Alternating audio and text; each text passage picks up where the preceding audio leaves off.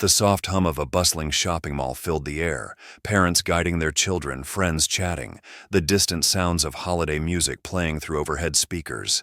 Among the crowd stood a decorated military veteran, his presence calm, steady, yet commanding quiet respect.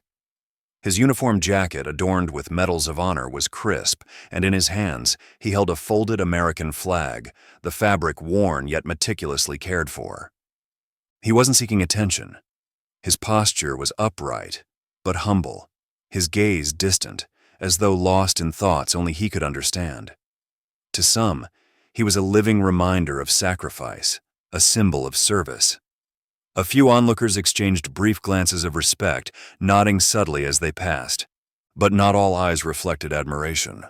A woke woman, dressed in a graphic protest-style shirt and vibrant rainbow-dyed hair, noticed the veteran from across the food court. Her face twisted with disdain as she fixated on the medals pinned to his chest. Her expression shifted from curiosity to contempt as a sneer formed. Without hesitation, she stepped forward, voice laced with sarcasm and growing louder by the second. "Wow, look at this guy. All dressed up like we owe him something. I wonder how many lives were ruined for those shiny medals, huh?" Heads turned, conversations quieted. Some passers-by exchanged nervous glances, unsure whether to intervene. The veteran, however, remained still, calm, unwavering, dignified. But when her voice grew sharper, cutting deeper, a bystander, a young man with quiet determination burning in his eyes, couldn't stay silent any longer. What happened next would leave everyone in the mall utterly speechless. The veteran stood near the entrance of the shopping mall, his uniform pristine, the medals on his chest polished and gleaming under the soft glow of the overhead lights.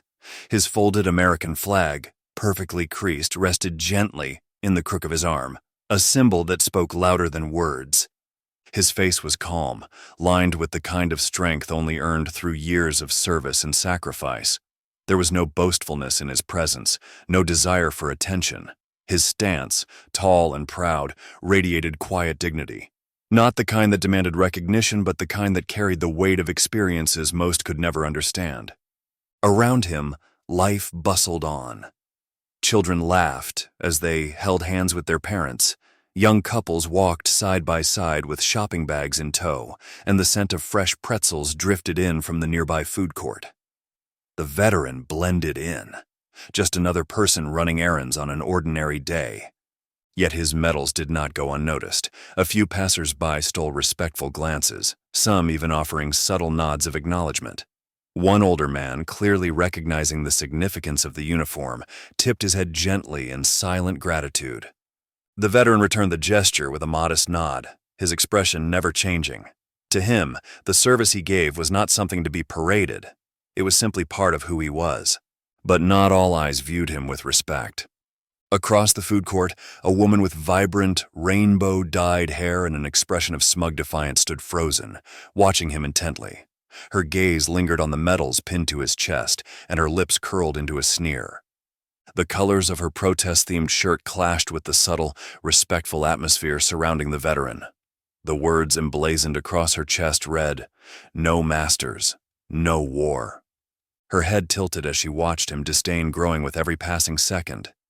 And then, she began to move, each step slow, deliberate, her eyes narrowing with every inch closed between them. But it wasn't enough for her to simply stare. She wanted to be heard. The woke woman, now standing just a few feet away from the veteran, raised her voice loud enough to cut through the gentle murmur of the crowd. Her words dripped with sarcasm, calculated for maximum impact. "Well, well, look at this," she called out, her voice echoing just enough for nearby shoppers to turn their heads. "Another hero gracing us with his presence.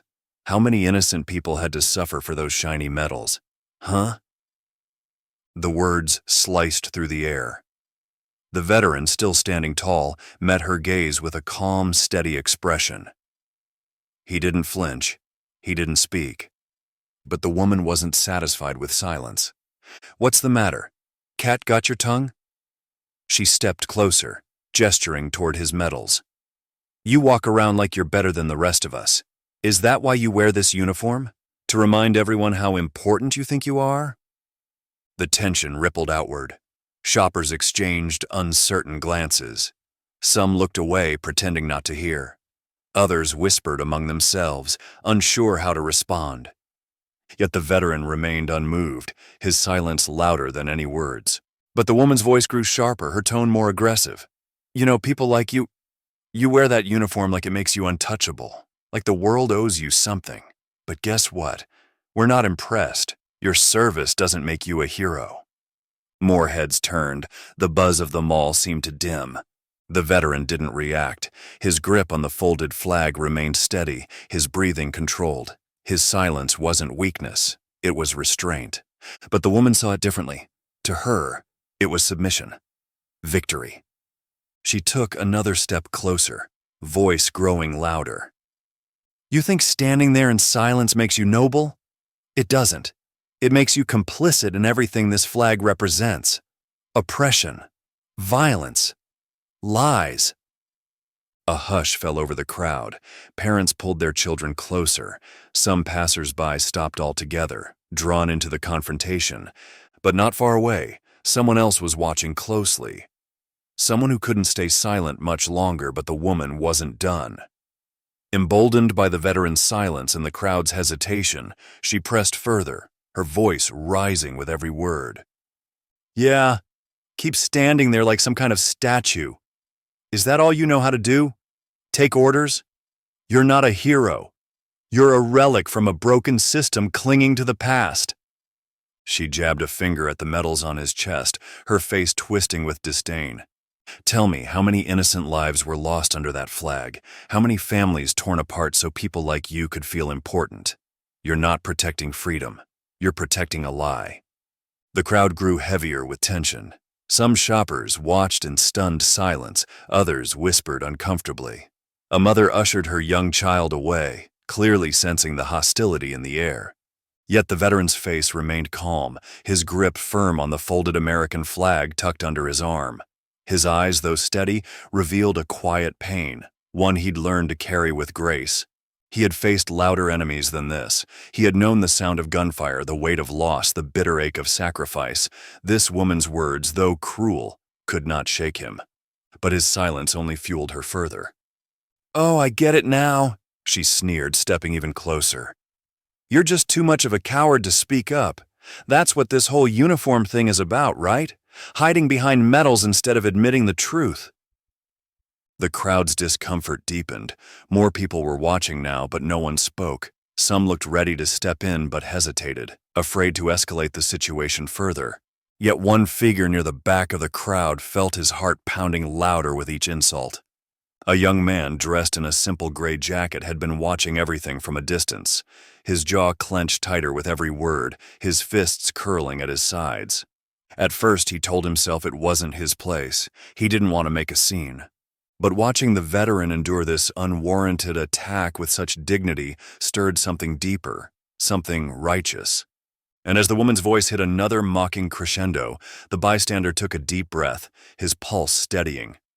It was time someone spoke up, but before he could step forward, the woke woman's voice rang out again, louder this time. Why won't you say anything? Are you just going to stand there and pretend your hands are clean? What, did the flag make you feel like a hero while real people paid the price? The words cut deeper, echoing through the mall as more onlookers gathered, the tension reaching a boiling point. The veteran's face remained calm, his lips pressed into a thin line, but the pain in his eyes had deepened. His silence wasn't weakness, it was restraint. His grip on the folded flag, however, tightened slightly, the weight of its meaning far greater than her words could diminish. Yet, a few feet away, the young bystander in the gray jacket felt his pulse racing. At first, he had dismissed the confrontation as another public outburst, someone venting opinions without consequence. But watching the veteran stand there, absorbing insult after insult with nothing but dignity, stirred something powerful within him. This wasn't right. The veteran wasn't provoking anyone. He wasn't flaunting his medals for attention. And yet, he was being ridiculed in front of dozens of people who were too uncomfortable to intervene. The bystander felt a lump rise in his throat as the woman continued her tirade. You wear those medals like they mean something, like you deserve respect. But guess what? That flag you're holding, it's just a symbol. It doesn't mean anything anymore." The words were the final straw. The bystander's hands trembled, his heart pounding harder now, not out of fear, but out of a growing sense of duty. He glanced around the crowd, searching for someone, anyone to step forward. But everyone remained frozen, whispering quietly, their eyes fixed on the scene but too afraid to intervene. It was in that moment the bystander realized something undeniable. If no one else was going to speak up, it had to be him. He took a breath, steadying his emotions, then stepped forward. The woman was still mid-sentence, her voice ringing out with venom. But the bystander's voice cut through her tirade before she could finish. "Enough." The single word, firm yet calm, echoed through the tense crowd like a crack of thunder.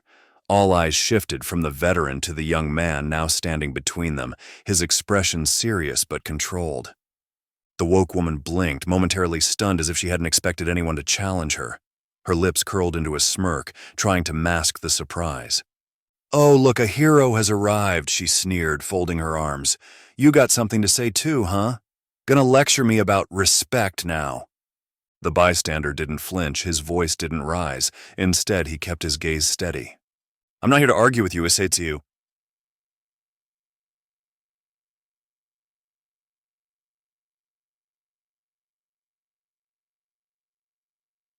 I'm here to remind you that there's a difference between having an opinion and humiliating someone who's shown you nothing but respect." The crowd grew even quieter. Shoppers who had looked ready to walk away now stayed, drawn in by the shift in energy. The veteran, still silent, observed the young man closely, the smallest trace of gratitude flashing in his eyes. The woman's smirk faltered. "Oh, please spare me. I'm just calling out the truth. These so-called heroes think their uniforms make them untouchable. What has he really done for us? For me?" The bystander's expression tightened. His voice grew heavier. "Do you really want to know what he's done?" he asked, his voice thick with emotion. The woman blinked, hesitating. The bystander gestured toward the veteran, his voice rising, but not in anger, in righteous truth. "That man," he said, voice unwavering, "stood in places most people couldn't survive. He's worn those medals not because they were handed to him, but because he sacrificed for the freedoms you're standing here abusing. He risked his life while you stand here hurling insults without even knowing his story." The woman opened her mouth to speak, but no words came. The bystander's gaze sharpened. "You think he owes you something?" "No. He's already given more than you could possibly understand. And whether you agree with it or not, he still stands here, silent, out of respect for your right to say these things." The crowd shifted, a murmur rising as people nodded. Some even whispered words of agreement. But the woman's face twisted with defiance. And yet, the confidence was draining from her voice. The bystander wasn't finished, but the bystander wasn't backing down. His voice, calm yet unwavering, filled the space with a clarity that cut deeper than the woman's insults ever could. "No," he interrupted, stepping closer, his gaze steady. "You've said enough. Now listen." The crowd, once hesitant, was fully engaged now. The tension in the air felt heavier, as if something deeper was being challenged beyond just words. The bystander gestured toward the veteran again. "You stand here attacking a man you don't know, mocking him, mocking what he stands for. But have you ever stopped to think about why he's standing here so quietly? Why he hasn't said a single word while you've done everything to provoke him?" The woke woman scoffed, but her voice wasn't as loud this time.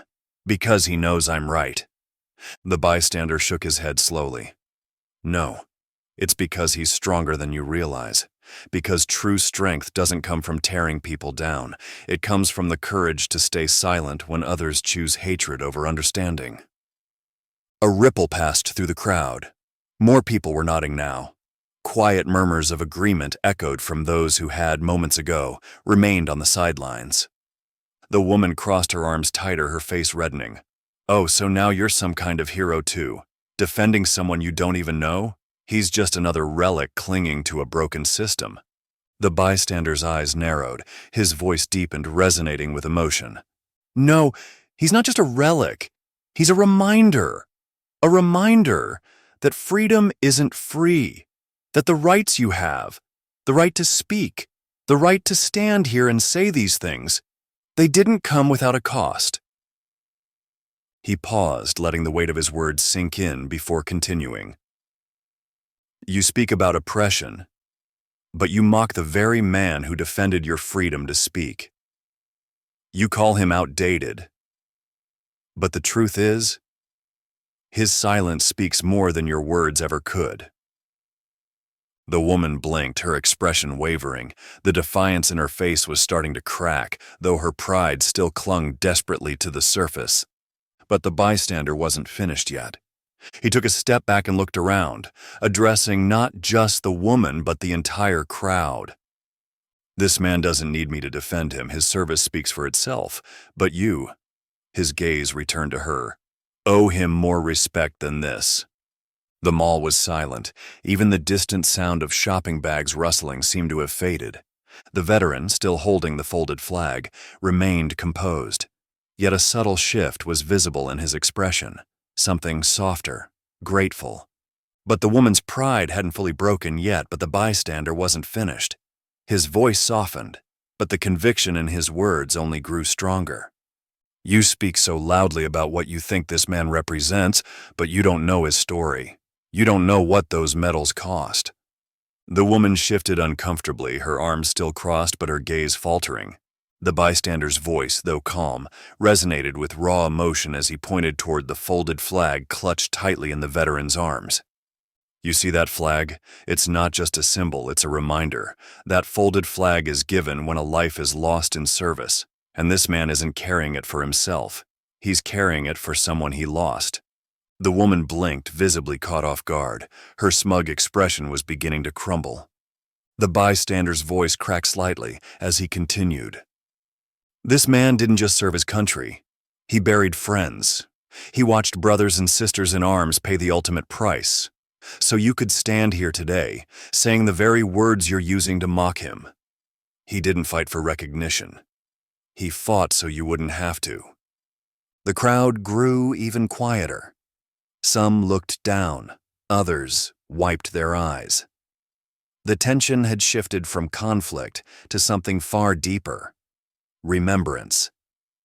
The woman, her face paler now, opened her mouth as if to speak, but nothing came out. The bystander shook his head, voice steady but heavy. You keep saying you want fairness, you talk about equality, but what you're doing here isn't justice, it's cruelty. And the worst part? You've aimed your anger at someone who's already given everything he could for people like you. The veteran, still silent, exhaled softly, his fingers tightening around the folded flag. His eyes, once stoic, now glistened slightly. The crowd, once hesitant, was now visibly moved. Some placed hands over their hearts. Others whispered words of respect under their breath. The bystander looked back at the woman, his voice quieter now, but no less powerful. You wanted to make a point today, but all you've shown is that true strength is knowing when to stay silent in the face of hatred. The woman's lips parted, but the words never came. Her mouth opened slightly, yet no sound followed. The defiant mask she had worn just moments ago was starting to crack, her expression shifting from anger to something far more vulnerable. Discomfort mixed with guilt. The truth was undeniable. Her eyes flicked toward the veteran standing there with his folded flag, silent, dignified, yet undeniably human. The weight of his story was no longer just words. It was real, and it was written across his face. The crowd, once passive onlookers, had become silent witnesses to something profound. The tension was no longer directed at the veteran. It was centered on her cruelty, on the truth she was now forced to confront. She stepped back slightly, her arms lowering as her gaze dropped toward the ground. The fiery bravado was slipping away, replaced by the quiet realization of just how far she had crossed the line. The bystander, noticing her shift, didn't press harder. His voice softened, though the strength remained. You don't have to like him to respect what he's given. No one's asking you to agree with everything he's done.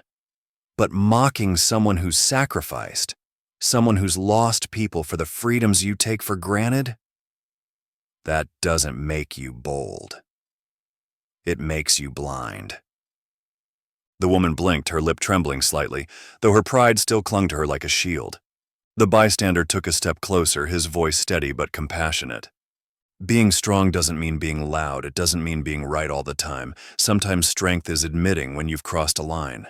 And right now, you have a choice. You can keep holding on to your pride, or you can do what real strength requires. Silence. The entire mall seemed frozen in that moment. The veteran shifted slightly, finally speaking for the first time, his voice quiet but powerful. "She's not the enemy." The words were simple but profound. He wasn't there to humiliate her. He wasn't there to win. His strength had been in his silence all along. The woman looked up, eyes glassy now. For the first time, she seemed to understand the depth of what she had done. But the moment wasn't over yet. And then, the silence finally broke. The woman, once defiant and loud, now stood frozen, her gaze locked on the veteran. The tension in her face had melted, replaced with shame. Her lips trembled, her arms now uncrossed as though the weight of her own words had finally reached her heart. The bystander took a step back, his presence no longer pressing, as if giving her space to process the truth. The crowd remained silent, the weight of the moment sinking into every soul present. And then, with a shaky breath, the woman spoke, softer than before. I didn't know," she whispered, voice trembling as tears welled in her eyes. I was wrong." The veteran nodded gently, his calm gaze never wavering. "It's not about knowing my story," he replied. "It's about understanding that freedom. It comes with a price."